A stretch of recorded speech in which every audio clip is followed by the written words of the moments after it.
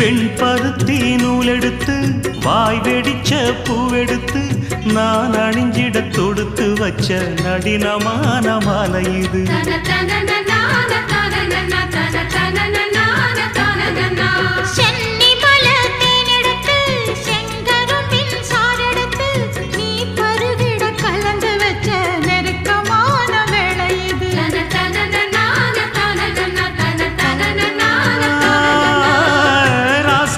உடம்பிருக்கும் ரவிக்க துணி நானாக அன்னாடம் சூடி கொண்ட ஆசை வச்சாகாதா.